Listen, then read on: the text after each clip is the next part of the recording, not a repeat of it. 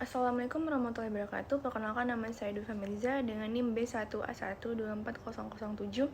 Di sini saya akan sedikit memaparkan tentang penangkapan kasus Tom Lembong mengenai korupsi impor gula, dan juga Zulkifli Hasan dan Airlangga Hartarto juga terlibat dalam kasus korupsi tersebut. Tetapi kenapa mereka tidak ditahan atau ditangkap? Oke, seperti yang kita ketahui, Tom Lembong seorang politisi dan mantan Menteri Perdagangan Republik Indonesia yang diketahui terlibat dalam kasus korupsi terkait dengan kebijakan impor gula. Kasus ini muncul setelah adanya dugaan penyalahgunaan wewenang dan penentuan kuota impor gula, di mana terdapat indikasi adanya partik markup atau harga atau penerimaan suap dalam proses tersebut. Namun, kasus Tom Lembong ini harus dipahami dalam konteks bahwa meskipun ada laporan dan dugaan penyalahgunaan, tidak ada proses hukum yang selalu berjalan mulus atau transparan.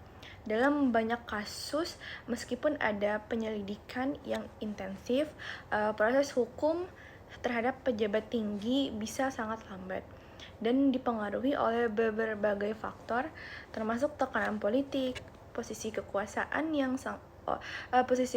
orang yang terlibat, atau bahkan adanya negosiasi di balik layar. Berdasarkan informasi yang ada saat ini, hingga tahun 2023, Tom Lembong tidak langsung ditahan atau diproses hukum lebih lanjut dalam kasus ini. Ini bisa disebabkan oleh beberapa alasan. Yang pertama itu ada bukti yang belum memadai, pelindungan politik, proses hukum yang berlarut-larut. Dan selanjutnya tentang kasus Zulkifli Hasan dan Airlangga Hartarto. Seperti yang kita ketahui, Zulkifli Hasan adalah Menteri Perdagangan Indonesia dan Airlangga Hartarto Menteri Koordinator Bidang Perekonomian. Juga disebut terlibat dalam isu-isu korupsi.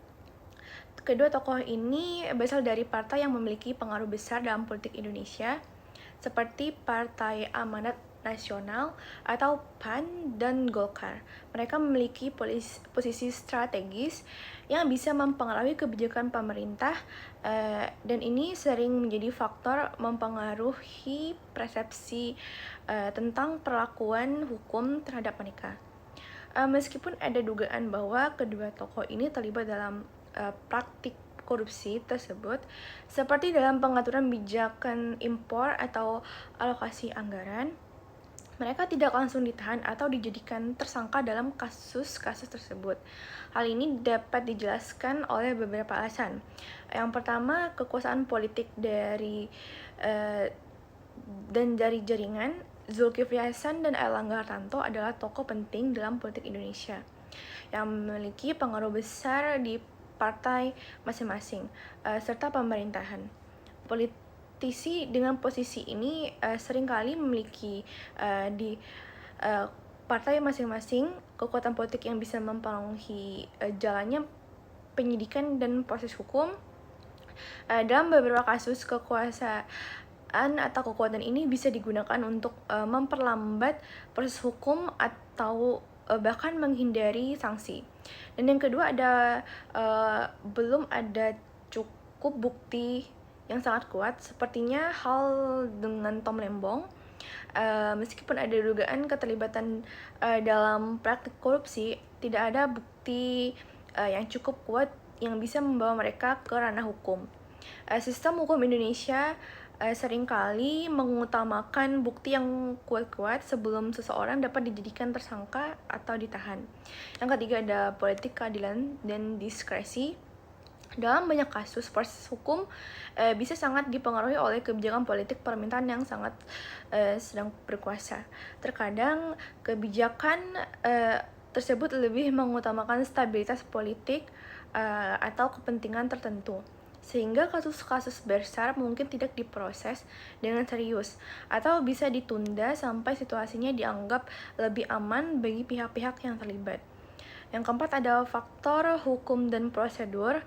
Proses hukum di Indonesia seringkali bergantung pada prosedur yang rumit dan penuh dengan kendala. Jika tidak ada tidak ada cukup bukti atau jika kasus tersebut sulit untuk ditangani secara hukum, maka bisa jadi pihak yang terlibat tidak langsung dikenakan tindakan hukum seperti penahanan.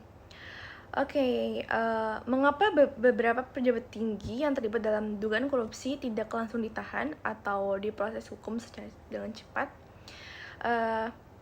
Dalam beberapa kasus ada ketidaksetaraan dalam penegakan hukum yang terkadang dipengaruhi oleh berbagai faktor seperti kedekatan politik, kekuasaan, dan kemampuan untuk mengelola situasi. Hal ini dapat menyebabkan kesan bahwa hukum tidak berlaku sama untuk semua orang, terutama bagi mereka yang berada di posisi kekuasaan yang tinggi atau memiliki hubungan dekat dengan elit politik. Kesimpulan yang saya dapatkan dari kasus penangkapan ini tentang Tom Lembong